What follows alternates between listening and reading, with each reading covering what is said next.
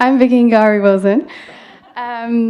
So I started in the fashion industry, became a beauty queen, got thrown in international development, fell in love with it. That's what I wanted to do.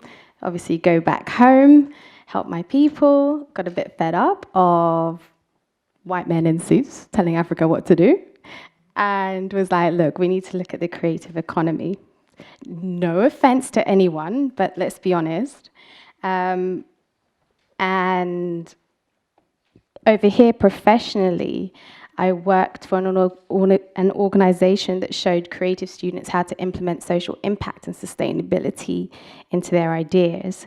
So when this concept of sustainable fashion has been trending, I decided to look back at my people, my history, my heritage, looking at indigenous practices worldwide. So I started with Kenya, East Africa, and I truly believe craftsmanship is going to be the solution to stay sustainable.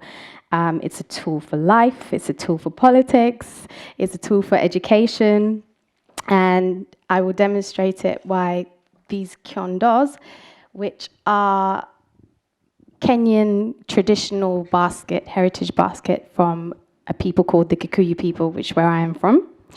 And I will try to read, I wrote in pencil, but Dr. Joseph Wereru from the Department of Architecture described it as, a kyondo is a complex document that is written in an archaic, incomprehensible language that requires a complex, systematic decoding.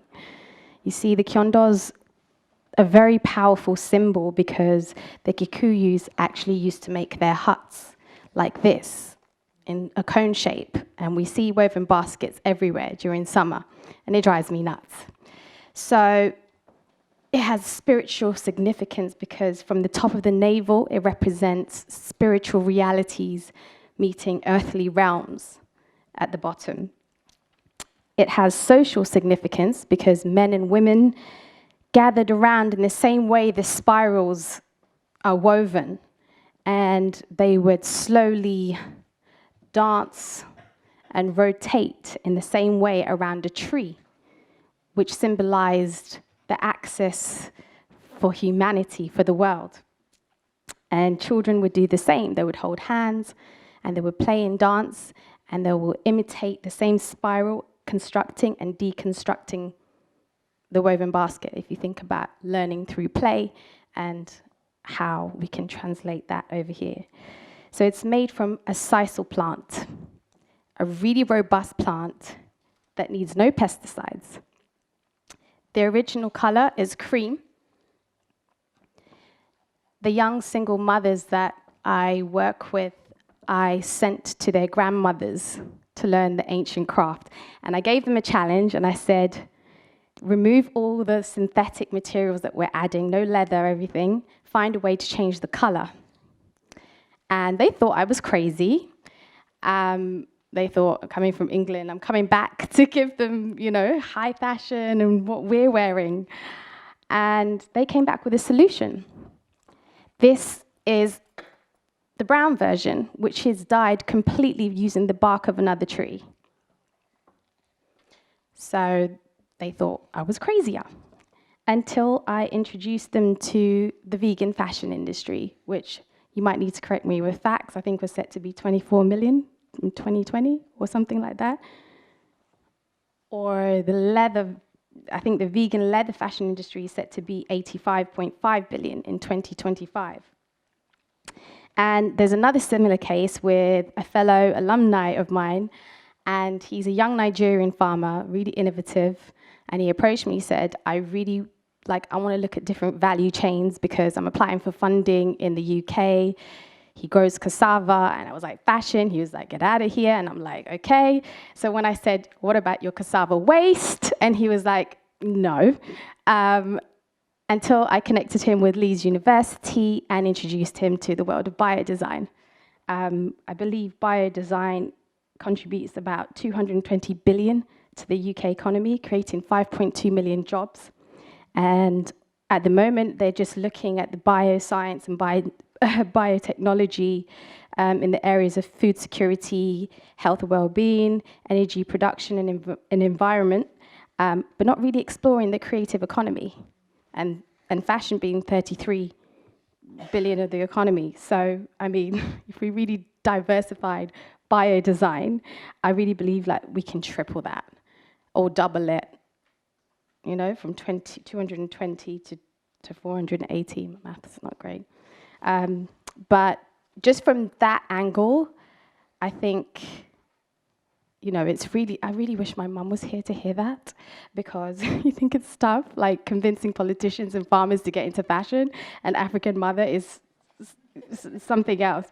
But I think the first policy that we need to really look at is distribution, to make it easy and affordable to import and export biosolutions, not just textiles, because that's what they are, because there's other things in other parts of the world. In India and Uganda, we have hyacinth, which is awful for agriculture. It's killing the environment. It's a weed. And communities around those rural areas are the only ones who understand how to work with it and craft with it. So that exchange is vital. And of course, that follows on to startup support, policies, obviously around, I think, I'm not sure if it's complete exact facts, but I was really shocked to find out that the synthetic bio sector has been growing really fast every 5 years, with around 150 startups between 2000 and 2016.